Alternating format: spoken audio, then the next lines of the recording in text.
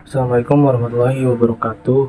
Perkenalkan, nama saya Dwi Prihatna dengan NIM 6670220018 dari kelas 4C.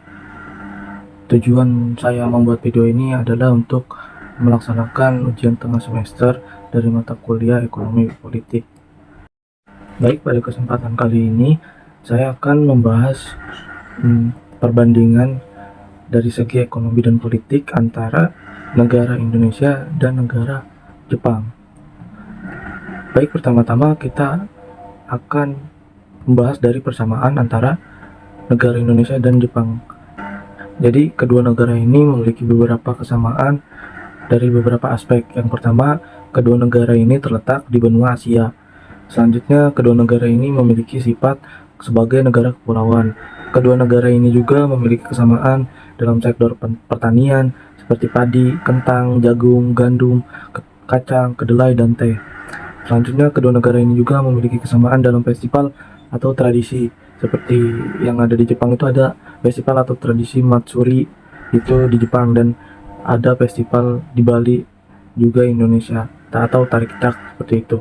Baik, selanjutnya kita akan membahas dari sistem ekonomi dan politik antara dua negara ini. Pertama, kita akan membahas dari Indonesia. Di Indonesia sendiri, sistem ekonomi campuran menempatkan pemerintah dalam peran yang kuat, terutama dalam hal pengawasan sektor kunci seperti energi, infrastruktur, dan pertanian. Meskipun terdapat sektor swasta yang berkembang pesat, pemerintah tetap menjadi pemain utama dalam menentukan arah ekonomi. Sistem politiknya adalah demokratis dengan pemerintah presidensial, di mana pemilihan umum secara berkala diadakan untuk memilih presiden dan anggota parlemen. Sementara itu, kita akan membahas dari negara Jepang tentang sistem ekonomi dan politiknya. Sementara itu, di Jepang memiliki sistem ekonomi yang didasarkan pada kapitalisme, namun dengan campuran elemen sosialis. Ini tercermin dalam kehadiran perusahaan besar yang seringkali bekerja sama dengan pemerintah dalam pembentukan kebijakan ekonomi. Di sisi politik, Jepang adalah monarki konstitusional dengan sistem parlementer, di mana Perdana Menteri adalah kepala pemerintahan dan kaisar adalah simbol negara.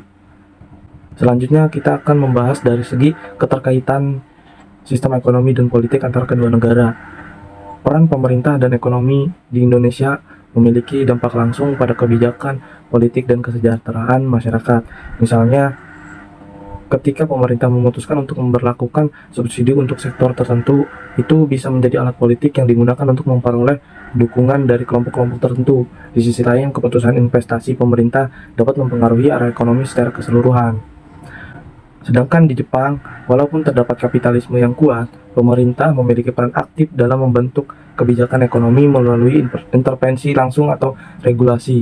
Kebijakan ini dapat dipengaruhi oleh hubungan yang erat antara politisi dan kepentingan bisnis politik atau bisnis besar, yang kadang-kadang menuai kritik karena memihak pada kelompok tertentu. Selanjutnya, kita akan membahas dari segi kebijakan ekonomi dan dampaknya. Di Indonesia, kebijakan ekonomi seringkali berfokus pada deregulasi untuk meningkatkan daya saing dan investasi untuk mendorong pertumbuhan ekonomi. Namun, dampak dari kebijakan tertentu tidak selalu merata dan terkadang dapat memperdalam kesenjangan sosial dan ekonomi di antara masyarakat. Sedangkan di Jepang, kebijakan ekonomi memiliki Abenomics atau telah menjadi fokus utama dalam upaya untuk mengatasi stagnasi ekonomi. Namun keberhasilannya masih diperdebatkan dan terdapat tantangan dalam menerapkan kebijakan fiskal dan moneter yang efektif. Jadi kesimpulannya dari perbandingan ini, kita dapat melihat betapa kompleksnya hubungan antara sistem ekonomi dan politik suatu negara, bagaimana hal itu mempengaruhi kesenjangan masyarakat. Terdapat pelajaran berharga yang bisa dipetik dari kedua negara ini dalam upaya meningkatkan perekonomian dan memastikan distribusi kekayaan yang lebih adil. Mari kita bersama-sama merenungkan bagaimana kita dapat belajar dari pengalaman Indonesia dan Jepang untuk menciptakan masa depan yang lebih baik bagi kita semua. Baik, mungkin itu saja yang bisa saya sampaikan pada kesempatan kali ini. Kurang lebihnya mohon maaf. Assalamualaikum warahmatullahi wabarakatuh.